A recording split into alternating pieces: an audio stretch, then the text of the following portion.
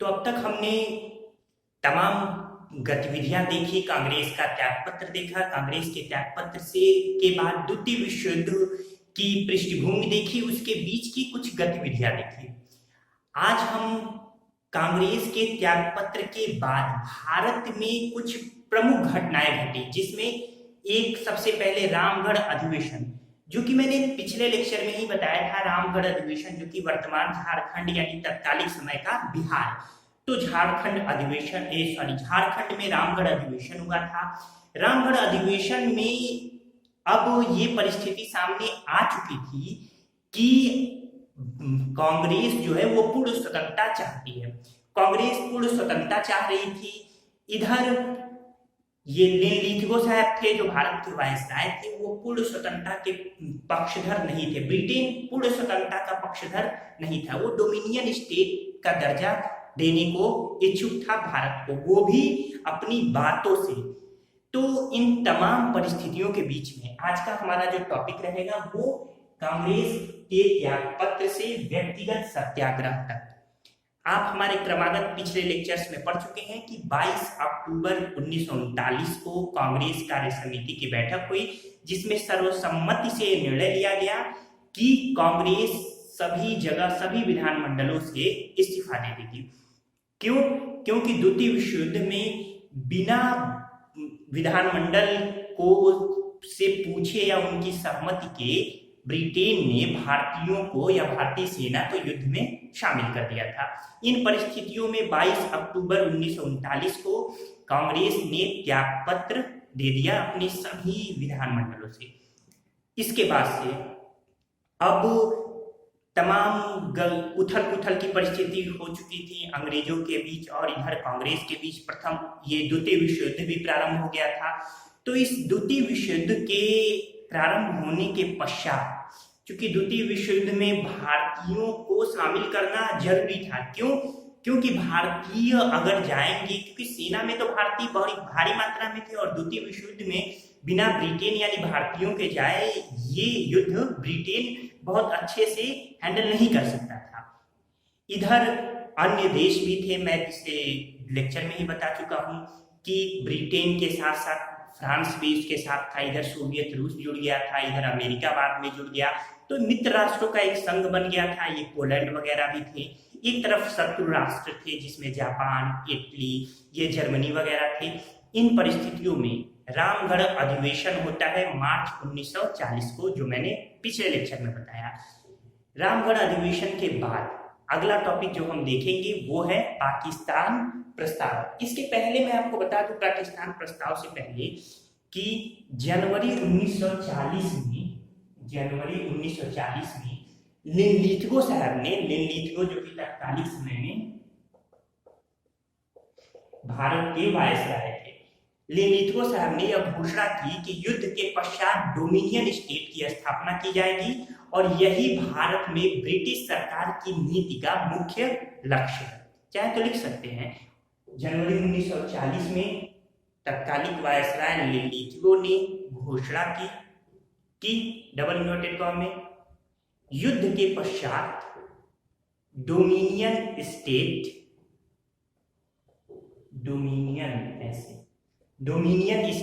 की स्थापना,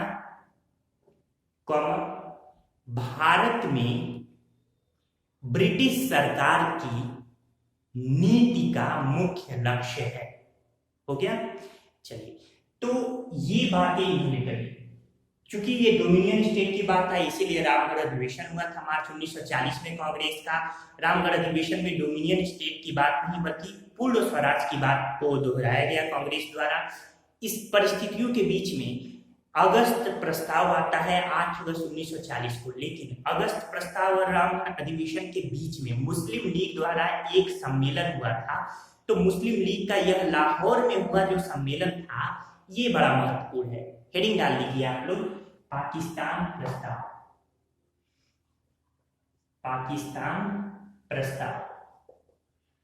ये पाकिस्तान प्रस्ताव 23 मार्च 1940। देखिए, पाकिस्तान प्रस्ताव कहां पारित हुआ था? लाहौर में। तो मुस्लिम लीग का, ये हेडिंग हो गई होगी तो इसमें पॉइंट लिख सकते हैं, मुस्लिम लीग का वार्षिक अधिवेशन लाहौर में मोहम्मद अली जिन्ना की अध्यक्षता में हुआ। क्लियर? तो मुस्लिम लीग का वार्षिक अधिवेशन लाहौर में मोहम्मद अली जिन्ना की अध्यक्षता में हुआ। इसी अधिवेशन में पाकिस्तान प्रस्ताव पारित किया गया। इसी अधिवेशन में पाकिस्तान प्रस्ताव पारित किया गया। तो इस तरीके से ये महत्वपूर्ण पॉइंट है। मैं आपको यहां बता दूं कि भारत से पृथक पाकिस्तान की मांग संबंधी प्रस्ताव पारित हुई थी। यानी ये जो पाकिस्तान प्रस्ताव था, ये था क्या कि भारत से पृथक एक पाकिस्तान नामक राज्य की स्थापना की जाएगी। यही पाकिस्तान प्रस्ताव था। एक जानकारी और दे दूं कि इसके उपलक्ष्य में पाकिस्तान दिवस भी मनाया गया था 23 मार्च 1943 को, पाकिस्तान दिवस। क्योंकि इसी दिन 23 मार्च को पाकिस्तान प्रस्ताव पारित हुआ था। क्रिप्स मिशन, आप जानते हैं क्रिप्स मिशन 1942 में आया। तो क्रिप्स मिशन एक ऐसा, उसने जो प्रस्ताव रखा, तो पृथक पाकिस्तान की मांग को पहली बार आंशिक मान्यता 1942 के क्रिप्स मिशन में ही मिली थी। ये पॉइंट भी आपके लिए महत्वपूर्ण है। तो आइए आगे बढ़ते हैं। यहां तक कोई दिक्कत? मुझे लगता है कोई दिक्कत नहीं है। कभी कभी फैक्ट पूछ लिए जाते हैं कि ये प्रस्ताव किसने प्रारूप तैयार किया, किसने अनुमोदन किया, किसने प्रस्तुत किया। लिख लीजिए पाकिस्तान प्रस्ताव में प्रस्ताव का प्रारूप तैयार किया। यानी किसने प्रस्ताव का प्रारूप तैयार किया? तो सिकंदर हयात खान ने पाकिस्तान प्रस्ताव का प्रारूप तैयार किया था। किसने इस पाकिस्तान प्रस्ताव को प्रस्तुत किया था? फजल उल हक ने प्रस्तुत किया था। फजल उल हक ने प्रस्तुत किया था। और एक और पॉइंट है कि किसने अनुमोदन किया। ये सब फैक्ट है, कभी कभी आपकी पीसीएस परीक्षाओं वगैरह या अन्य परीक्षाओं में पूछ लिए जाते हैं। तो खलीक उज़्ज़मा इन्होंने अनुमोदन किए। 3 पॉइंट याद रखिएगा। प्रारूप तैयार किया सिकंदर हयात ने, प्रस्तुत किया फजल उल हक ने, और अनुमोदन किया खलीक उज़्ज़मा ने। इसमें मुझे लगता है कोई दिक्कत आपको नहीं होने वाली है। एक महत्वपूर्ण बात है, आपकी परीक्षा के लिए भी पूछा जाता है, आप नोट करके लिख सकते हैं। अगर प्रश्न पूछे सर्वप्रथम पाकिस्तान की मांग, ठीक है, सर्वप्रथम पाकिस्तान की मांग किसने की थी, अगर ये प्रश्न पूछे तो याद रखिएगा सर्वप्रथम पाकिस्तान यानी मुसलमानों के लिए पृथक राज्य की मांग, ये उर्दू कवि मोहम्मद इकबाल ने की है। लिख लीजिए सर्वप्रथम पाकिस्तान, ब्रैकेट में लिख सकते हैं मुसलमानों के लिए पृथक राज्य की मांग। अच्छा ये भी बता दो आगे लिखे की मांग 1930 के लीग के इलाहाबाद अधिवेशन में उर्दू कवि मोहम्मद इकबाल ने की थी। महत्वपूर्ण पॉइंट है। सबसे पहले इन्होंने 1930 में इलाहाबाद में मुस्लिम लीग का अधिवेशन हुआ था, इसी में मोहम्मद इकबाल ने सबसे पहले ये बात रखी थी। उन्होंने कहा था कि अब भारत और पाकिस्तान, यानी पाकिस्तान जैसे शब्द का प्रयोग तो यहाँ भी नहीं था, भारत और एक नया राष्ट्र का निर्माण होना चाहिए, मुस्लिम बहुल राष्ट्र का निर्माण होना चाहिए। ये फैक्ट रहा महत्वपूर्ण। यही आपको चौधरी रहमत अली जी के बारे में भी जान लेना होगा। तो चौधरी रहमत अली कैम्ब्रिज विश्वविद्यालय में पढ़ रहे एक मुस्लिम छात्र थे। तो चौधरी रहमत अली, यहां आप लिख सकते हैं अगला पॉइंट। इसके बाद 28 जनवरी 1933। तो 28 जनवरी 1933 में कैम्ब्रिज विश्वविद्यालय कैम्ब्रिज विश्वविद्यालय के छात्र चौधरी रहमत अली ने पाकिस्तान शब्द का प्रयोग इस प्रकार किया।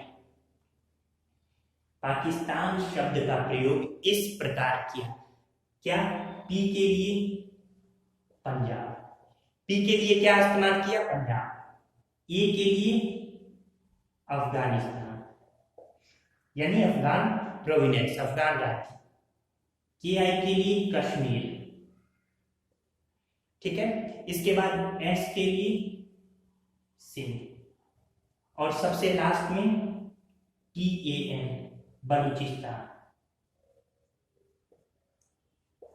बलूचिस्तान या बलूचिस्तान, ठीक। तो ये चौधरी रहमत अली ने पाकिस्तान के लिए पंजाब, अफगानिस्तान, कश्मीर, अफगान प्रोविंस लिख सकते हैं, कश्मीर, सिंध और बलूचिस्तान, ये यानी इतने क्षेत्र को मिलाकर एक अलग मुस्लिम राष्ट्र पाकिस्तान बनना चाहिए। तो ये दो अलग अलग बातें आप लोग ध्यान रखिएगा। इसे कैम्ब्रिज प्रस्ताव के भी नाम से जाना जाता है, जो उन्होंने अपना ब्लूप्रिंट पेश किया था। क्लियर? याद रखिएगा। अगर न लिखे हो तो एक और पॉइंट लिख लीजिए कि पृथक पाकिस्तान की मांग को पहली बार आंशिक मान्यता 1942 के क्रिप्स मिशन या क्रिप्स प्रस्ताव में मिली। पृथक पाकिस्तान मांग को पहली बार आंशिक मान्यता 1942 के क्रिप्स प्रस्ताव में मिली। क्लियर है आप लोग? तो ये पाकिस्तान प्रस्ताव के बारे में लाहौर में जो हुआ था, लाहौर में अधिवेशन, उसके बारे में पूरी डिटेल मैंने आपको बताई। आइए बिना समय गंवाए हम अपने अगले टॉपिक की तरफ चलते हैं, जो है अगस्त प्रस्ताव। अगस्त प्रस्ताव 8 अगस्त 1940। अगस्त प्रस्ताव, रामगढ़ अधिवेशन जो हुआ था, रामगढ़ अधिवेशन को लिलिथरो ने उसकी बात, जो पूर्ण स्वराज वगैरह की बात थी जिसे कांग्रेस ने दोहराया था, उसे मानने से इनकार कर दिया। तो इस तरीके से रामगढ़ प्रस्ताव में जो कांग्रेस की मुख्य रूप से अंतरिम सरकार गठित करने की मांग थी, अंतरिम सरकार गठित करने की मांग को अस्वीकार कर दिया, यानी खारिज कर दिया। ठीक है, किसने? लिलिथरो द्वारा। लिलिथरो द्वारा कांग्रेस की जो अंतरिम सरकार गठित करने की मांग थी वो खारिज कर दी गई और वैकल्पिक प्रस्ताव पेश किया गया लिलिथरो द्वारा। वैकल्पिक प्रस्ताव पेश, ठीक। तो ये जो वैकल्पिक प्रस्ताव पेश किया गया था लिलिथरो द्वारा, इसमें कुछ महत्वपूर्ण पॉइंट थे, नोट कर लीजिए। ये प्रस्ताव क्या था? सबसे पहला कि भारत को डोमिनियन स्टेट का दर्जा दिया जाएगा। पहला है डोमिनियन स्टेट का दर्जा। दूसरा पॉइंट, युद्ध के बाद संविधान निर्मात्री संस्था का गठन किया जाएगा। युद्ध के बाद संविधान निर्मात्री संस्था का गठन किया जाएगा। तीसरा, एक युद्ध सलाहकार परिषद का गठन किया जाएगा। एक युद्ध सलाहकार परिषद का गठन किया जाएगा। चौथा, वायसराय की कार्यकारिणी परिषद में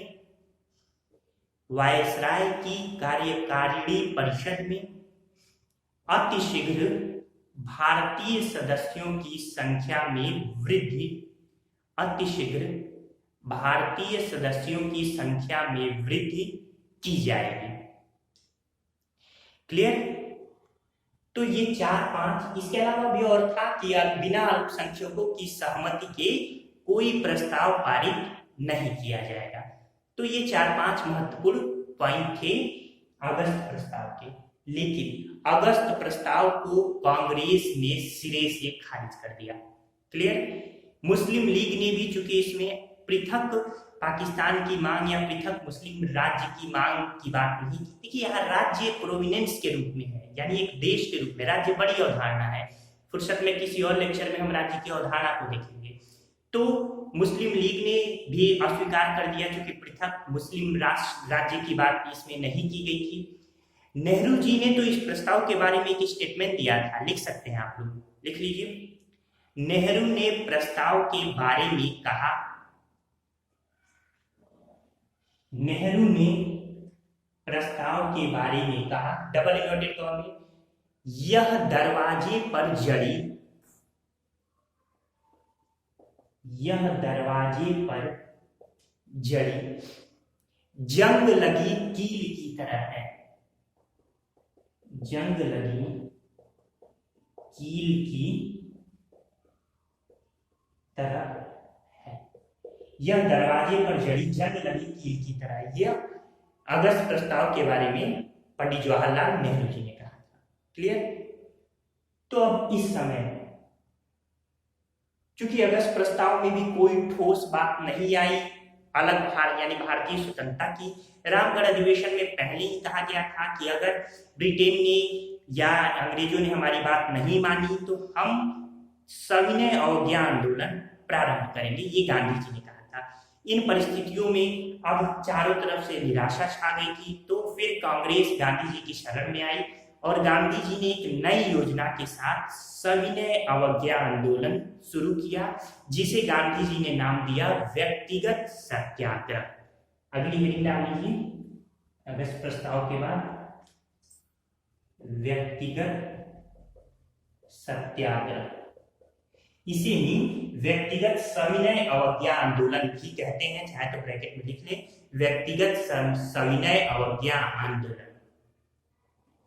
17 अक्टूबर 1940, 17 अक्टूबर 1940 को ये सबसे पहले पावनगर आश्रम से प्रारंभ हुआ था और व्यक्तिगत सत्याग्रह को प्रारंभ करने का श्रेय किसे जाता है? महात्मा गांधी को। पावनगर आश्रम जो कि महाराष्ट्र में है।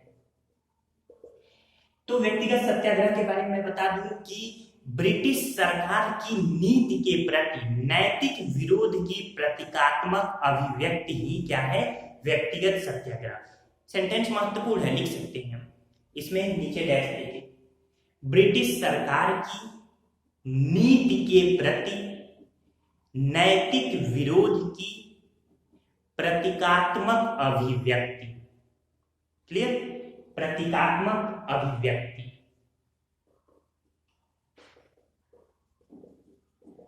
अभिव्यक्ति यही क्या है? यही व्यक्तिगत सत्याग्रह था।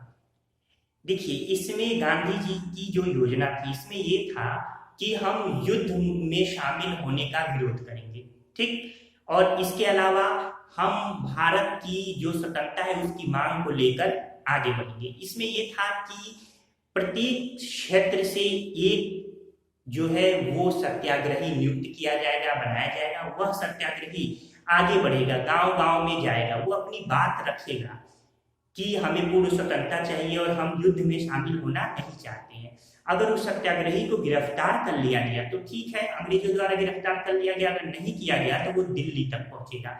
यही कारण है कि इसे दिल्ली चलो आंदोलन भी कहते हैं। नोट कर सकते हैं, दिल्ली चलो सत्याग्रह या दिल्ली चलो आंदोलन, ठीक, दिल्ली चलो सत्याग्रह या दिल्ली चलो आंदोलन। इसमें एक नारा दिया गया, न एक पाई न एक भाई साम्राज्यवादी यह लड़ाई। तो क्या नारा दिया गया? न एक पाई न एक भाई साम्राज्यवादी यह लड़ाई। क्लियर? ये इसका नारा था, किसका? व्यक्तिगत सत्याग्रह का। इसमें सबसे पहले सत्याग्रही जो बनाए गए थे 17 अक्टूबर 1940 को, ये सबसे पहले सत्याग्रही विनोबा भावे। प्रश्न पूछा जाता है यहां से, ये प्रथम सत्याग्रही थे। पंडित जवाहरलाल नेहरू को दूसरा सत्याग्रही बनाया गया। क्लियर? लेकिन 17 अक्टूबर 1940 को ही विनोबा भावे और पंडित जवाहरलाल नेहरू, इन दोनों लोगों को गिरफ्तार कर लिया गया। तीसरे सत्याग्रही के रूप में 18 अक्टूबर को सरदार वल्लभ भाई पटेल को नियुक्त किया गया। ये तीसरे सत्याग्रही थे, गांधी जी ने इन्हें बनाया। लेकिन 18 अक्टूबर 1940 को इनको भी गिरफ्तार कर लिया गया। इसके बाद से सी राजगोपालाचारी और मौलाना अबुल कलाम आजाद सरीखे जितने भी बड़े नेता थे जो कि सत्याग्रही बन सकते थे, उनको गिरफ्तार कर लिया अंग्रेजों ने। तो इस तरीके से व्यक्तिगत सत्याग्रह जो था उसका अंग्रेजों ने शुरू होने से पहले ही व्यक्तिगत सत्याग्रह पर रोक लगाई। हालांकि बड़े व्यापक स्तर पर व्यक्तिगत सत्याग्रह चला और 2 भाग में ये चला था। इसका दूसरा चरण जो है वो मैं आपको बता दूं कि इसका जो दूसरा सेकेंड चरण यानी दूसरा चरण है ये 5 जनवरी 1941 को प्रारंभ हुआ था। ठीक है, 5 जनवरी 1941 को। इसके बाद सभी सत्याग्रही जेल में जा रहे थे। मई 1941 तक लगभग 25,000 सत्याग्रही जेल में बंद कर दिए गए। तो ये सत्याग्रह चल रहा था। सत्याग्रह इधर चल रहा था यानी सविनय अवज्ञा आंदोलन, इधर द्वितीय विश्व युद्ध की परिस्थिति थी। द्वितीय विश्व युद्ध में अब ब्रिटेन, क्योंकि जापान अपनी ताकत बढ़ा रहा था, जापान दक्षिण पूर्वी एशिया तक, बर्मा तक पहुंच चुका था। अब जापान की बढ़ती ताकत को देखते हुए ब्रिटेन के लिए भारतीयों का सहयोग अत्यंत आवश्यक था। इधर ऑस्ट्रेलिया, अमेरिका और रूस भी यानी सोवियत संघ भी लगातार दबाव बना रहे थे कि अब भारत को विश्वास में लीजिए, उनकी बातों को मानने के लिए कमेटी गठित कीजिए और उन्हें युद्ध में शामिल कीजिए। यही कारण है कि दिसंबर 1941 को जो भी जितने भी नेता ये बंद किए गए थे जेलों में इस व्यक्तिगत सत्याग्रह के दौरान, सबको छोड़ दिया गया, क्योंकि कहीं ना कहीं इनका झुकाव मित्र राष्ट्रों की तरफ था। मित्र राष्ट्रों की तरफ इनका झुकाव था। इस तरीके से इनको जब आजाद कर दिया गया तो महात्मा गांधी और नेहरू जी नहीं चाहते थे कि भारत युद्ध में शामिल हो। बावजूद इसके कांग्रेस ने एक प्रस्ताव पारित किया जिसमें 2 बातें कही। एक कि युद्ध के बाद भारत को आजाद कर दिया जाएगा, दूसरी बात ये कही कि भारत युद्ध में अपनी सहभागिता करेगा। यानी कांग्रेस ने युद्ध में अपनी सहभागिता की इजाजत दी और ये मित्र राष्ट्रों के प्रति यानी ब्रिटेन के जो मित्र राष्ट्र पोलैंड था, तो इस तरीके से उधर भारतीयों ने शामिल होने के लिए अपना ये प्रस्ताव पेश कर दिया कांग्रेस की तरफ से। तो इस तरीके से इधर अंग्रेज अपने यानी ब्रिटेन अपने मकसद में कामयाब हुआ, क्योंकि ब्रिटेन पर दबाव भी था। यही कारण था, जो दबाव था उसके कारण ब्रिटेन को 1942 में एक मिशन भारत में भेजना पड़ा जिसे क्रिप्स मिशन का नाम दिया जाता है। तो इस तरीके से ये सारी बातें हमने पढ़ी, देखी, जानी। एक एक पॉइंट महत्वपूर्ण है। आपने नोट्स अच्छे से बनाया होगा या बना लीजिए। हमारे पिछले लेक्चर्स को भी देखिए, डिस्क्रिप्शन बॉक्स में उसका लिंक मिलेगा। क्रमागत ढंग से मैं आपको आधुनिक भारत का इतिहास पढ़ा रहा हूँ। ये संभवतः 59वां लेक्चर है और निश्चित रूप से यहाँ तक की बात आपको समझ में आई होगी। चैनल को सब्सक्राइब करते रहिए, अपने यार दोस्तों को भी बताते रहिए ताकि वो भी घर बैठे हमारे लेक्चर्स का आनंद उठा सके। तो क्रिप्स मिशन और बाकी सारी गतिविधियां अब हम आगे के लेक्चर्स में देखेंगे। धन्यवाद दोस्तों।